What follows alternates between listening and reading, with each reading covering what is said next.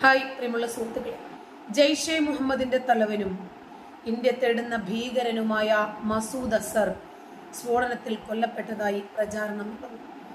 പാകിസ്ഥാനിലെ പഞ്ചാബ് പ്രവിശ്യയിലുള്ള ഭാവൽപൂർ പള്ളിയിൽ നിന്നും മടങ്ങവേ തന്റെ കാർ പൊട്ടിത്തെറിച്ചു മരിച്ചു എന്നാണ് എക്സിൽ പ്രചാരണം നടക്കുന്നത്. പുതുവത്സര ദിനത്തിൽ കാലത്ത് 5 മണിക്കാണ് സ്ഫോടനം നടന്നതെന്നും പറയുന്നുണ്ട് ഈ പോസ്റ്റുകളിൽ. അജ്ഞാതരുടെ ആക്രമണത്തിലാണ് കഴിഞ്ഞ മാസം മൗലാന റഹീമുള്ള താരിഖ് കൊല്ലപ്പെട്ടത്. മസൂദ് അസറിന്റെ ഏറ്റവും അടുത്ത അനുയായിയായിരുന്നു മൗലാന. അതേ രീതിയിൽ അസറും കൊല്ലപ്പെട്ടു എന്നാണ് പ്രചാരണം നടക്കുന്നത്. മൗലാന കൊല്ലപ്പെട്ടത് വെടിയേറ്റിട്ടായിരുന്നെങ്കിൽ മസൂദ് അസർ കൊല്ലപ്പെട്ടത് കാറ് പൊട്ടിത്തെറിച്ചിട്ടാണത്രേ. മസൂദ് അസറിന്റെ കൊലപാതകം സംബന്ധിച്ച് ഇതുവരെ ശരിയായ സ്ഥിരീകരണമൊന്നും വന്നിട്ടില്ല. പാകിസ്ഥാനിലെയോ ഇന്ത്യയിലെയോ പ്രധാന മാധ്യമങ്ങളൊന്നും ഇതേക്കുറിച്ച് റിപ്പോർട്ട് ചെയ്തിട്ടുമില്ല.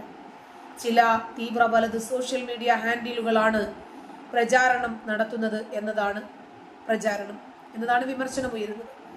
ഒരു സ്ഫോടനത്തിന്റെ ദൃശ്യവും പ്രചരിക്കുന്നുണ്ട്. മുച്ചക്ര വാഹനങ്ങൾ നിറഞ്ഞ ഒരു പാതയിൽ പെട്ടെന്ന് പൊട്ടിത്തെറി നടക്കുന്നതിന്റെ ദൃശ്യമാണ് പുറത്തു വന്നിരിക്കുന്നത്. ഇത് കാറ് പൊട്ടിത്തെറിച്ചതാണോ എന്ന് പോലും തിരിച്ചറിയാൻ കഴിയാത്ത ഒരു വീഡിയോയാണ്.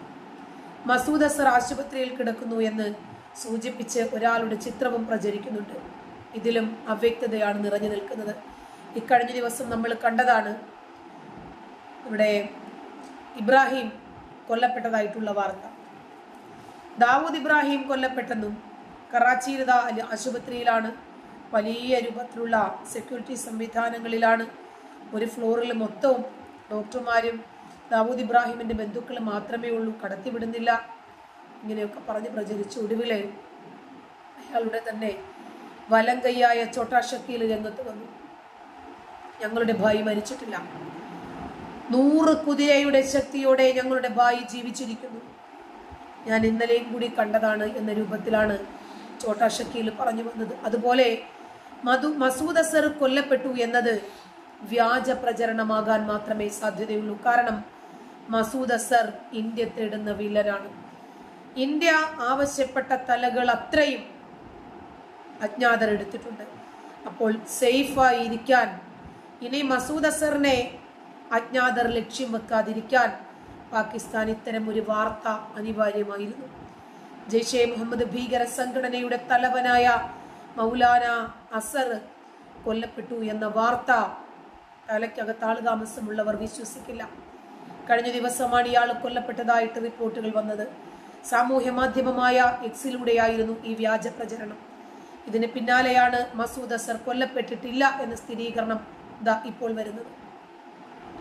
പാകിസ്ഥാനിലെ പുതുവത്സരത്തിൽ അജ്ഞാതർ നടത്തിയ ബോംബാക്രമണത്തിൽ കൊല്ലപ്പെട്ടതായിട്ടാണ് സ്ഥിരീകരിക്കാത്ത റിപ്പോർട്ടുകൾ ഉയർന്നു വന്നത്. മസ്ജിദിലെ പ്രാർത്ഥന കഴിഞ്ഞു മടങ്ങുമ്പോൾ മസൂദ് അസറിന് നേരെ ആക്രമണം നടന്നതായി ട്വിറ്ററിലൂടെയാണ് വ്യാജ പ്രചരണം നടന്നത്. ഇന്ത്യയിലെ മോസ്റ്റ് വാണ്ടഡ് ക്രിമിനൽ ലിസ്റ്റിലെ മുൻനിരക്കാരനാണ് മസൂദ് അസർ. 1994 പോർച്ചുഗീസ് പാസ്പോർട്ട് ഉപയോഗിച്ച് ഇന്ത്യയിലേക്ക് കടന്ന ഇയാൾ കാശ്മീർ കേന്ദ്രമായി പ്രവർത്തിച്ചിരുന്ന ഹർക്കത്തുൽ മുജാഹിദീൻ എന്ന നിരോധിത സംഘടനയിൽ പ്രവർത്തിച്ചു. കാശ്മീരിൽ നിന്ന് ഇന്ത്യൻ സൈന്യത്തിന്റെ പിടിയിലായ മസൂദ് അസർ 6 വർഷത്തോളം ഇന്ത്യൻ ജയിലിൽ കഴിഞ്ഞു. 1999 കാഠ്മണ്ഡുവിൽ നിന്ന് ഡൽഹിയിലേക്ക് പറന്ന ഇന്ത്യൻ എയർലൈൻസ് വിമാനത്തെ ഭീകരർ റാഞ്ചിയത് മസൂദിന്റെ മോചനം മാത്രം ലക്ഷ്യം കണ്ടിട്ടായിരുന്നു.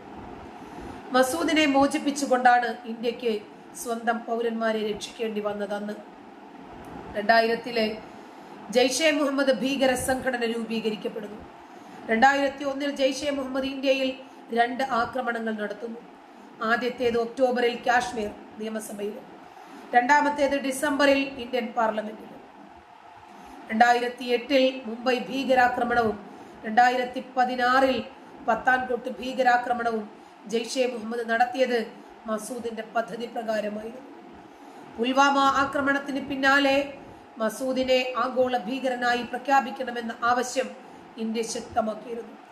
ഐക്യരാഷ്ട്രസഭയിൽ ചൈന 4 തവണയാണ് മസൂദിനെ ആഗോള ഭീകരനായി പ്രഖ്യാപിക്കണമെന്ന പ്രമേയത്തെ തടഞ്ഞത്. പാകിസ്ഥാന്റെ ആവശ്യപ്രകാരമായിരുന്നു ചൈനയുടെ നടപടി. നിരന്തരമായ ഇന്ത്യയുടെ ആവശ്യപ്രകാരം ഐക്യരാഷ്ട്ര രക്ഷാസമിതി മസൂദിനെ ആഗോള ഭീകരനായി പ്രഖ്യാപിക്കുകയായിരുന്നു. ഏതാണ്ട് 2 മാസങ്ങൾക്ക് മുമ്പാണ് മസൂദ് അസറിന്റെ വലം കൈയായ ഭീകരൻ മൗലാന റഹീമുള്ള താരിഖ് ഒരാക്രമണത്തിൽ കൊല്ലപ്പെടുന്നത്. അജ്ഞാതർ ഈ ഭീകരന്മാരുടെ പിന്നാലെയുണ്ട്. അജ്ഞാതനായ ഒരു വ്യക്തി ഇയാളെ കറാച്ചിയിൽ വെച്ച് വെടിവെച്ച് കൊല്ലുകയായിരുന്നു. ഇവരൊക്കെ ഭൂമിക്ക് ഭാരമല്ലേ? എന്തിനാണെന്ന് ഇവരെയൊക്കെ വെച്ചുകൊണ്ടിരിക്കുന്നത്? മനുഷ്യന് ജീവിക്കാൻ പറ്റുന്നില്ല ഇവര് കാരണം. കാണ്ഡഹാർ ഹൈജാക്കിംഗ് സംഭവത്തിൽ ഉൾപ്പെടെ ഇന്ത്യയിൽ നടന്ന നിരവധി ഭീകര പ്രവർത്തനങ്ങളിൽ മസൂദിന്റെ പങ്കിനെ കുറിച്ച് തെളിവുകളുണ്ട്. മസൂദിനെ കൈമാറണമെന്നും ഭീകരത പ്രോത്സാഹിപ്പിക്കരുതെന്നും കാണിച്ച് പാകിസ്ഥാൻ സർക്കാരിന് ഇന്ത്യ കത്തയച്ചതായിരുന്നു. എന്നാൽ ഇതിനോട് പാക് സർക്കാർ മുഖം തിരിച്ചു. പുതുവത്സര ദിനത്തിൽ പാകിസ്ഥാനിൽ വിവിധ പ്രദേശങ്ങളിൽ സ്ഫോടനങ്ങൾ റിപ്പോർട്ട് ചെയ്തിട്ടുണ്ട്. എന്നാൽ ഇതിനെക്കുറിച്ചിട്ടുള്ള കൂടുതൽ വിവരങ്ങളൊന്നും ലഭ്യമല്ല. കഴിഞ്ഞ കുറച്ച് നാളുകളായി ഭാരതത്തിനെതിരെ ആക്രമണങ്ങളും ഭീകരവാദ പ്രവർത്തനങ്ങളും നടത്തി പാകിസ്ഥാൻ ഉൾപ്പെടെയുള്ള രാജ്യങ്ങളിൽ ഒളിച്ചു താമസിച്ചു വന്നിരുന്ന ഭീകരരെ അജ്ഞാത സംഘം വധിക്കുന്നത് പുതിയ വാർത്തകളായിരുന്നു, പുതിയ പ്രതീക്ഷകളായിരുന്നു. ഈ ഭീകരന്മാരൊക്കെ എന്താണ് ഇവർ ലക്ഷ്യം വെക്കുന്നത്? സാധാരണ മനുഷ്യരെ കൊല്ലുക, ഭയപ്പെടുത്തുക, ഇസ്ലാം മാത്രമാണ് ശരി, മുസ്ലിങ്ങൾ മാത്രമേ ഭൂമിയിൽ മതി എന്ന ആശയം പ്രചരിപ്പിക്കുക. പാകിസ്ഥാന്റെ നിയന്ത്രണത്തിലുള്ള കാശ്മീരിലെ ഭീകര സംഘടനയായ ജെയ്ഷെ മുഹമ്മദിന്റെ സ്ഥാപകനാണ് ഈ മസൂദ് അസർ. 2016 പത്താൻകോട്ട് ആക്രമണത്തെ തുടർന്ന് പാകിസ്ഥാൻ അധികാരികൾ ഇയാളെ തടങ്കലിലാക്കിയിട്ടുണ്ട്.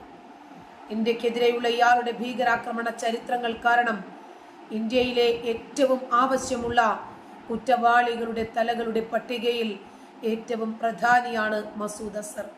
അതുകൊണ്ട് തന്നെയാണ് അയാൾ മരിച്ചു, അയാൾ കൊല്ലപ്പെട്ടു എന്ന വാർത്തകൾ പ്രചരിക്കുന്നത്. കാരണം അജ്ഞാതർ ഇദ്ദേഹത്തിന്റെ പിന്നാലെയുണ്ട്.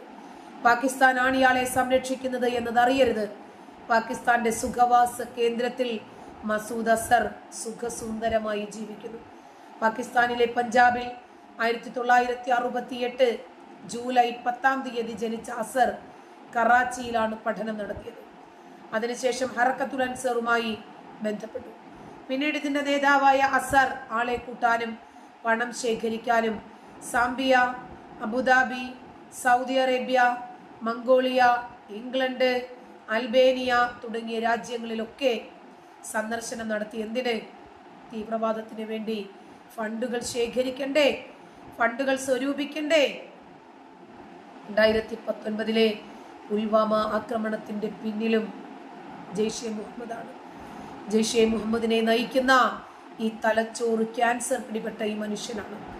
തുടർന്ന് ഈ മസൂദ് പാകിസ്ഥാനിൽ തന്നെ ഉണ്ടെന്നും വൃക്കകൾ തകരാറിലായി ആരോഗ്യപരമായി ഇയാൾ തീരെ അവശനാണെന്നും നിത്യവും ഡയാലിസിസ് ചെയ്ത് പാകിസ്ഥാന്റെ സൈനിക ആശുപത്രിയിൽ ചികിത്സയിലാണെന്നും റിപ്പോർട്ടുകൾ വന്നു.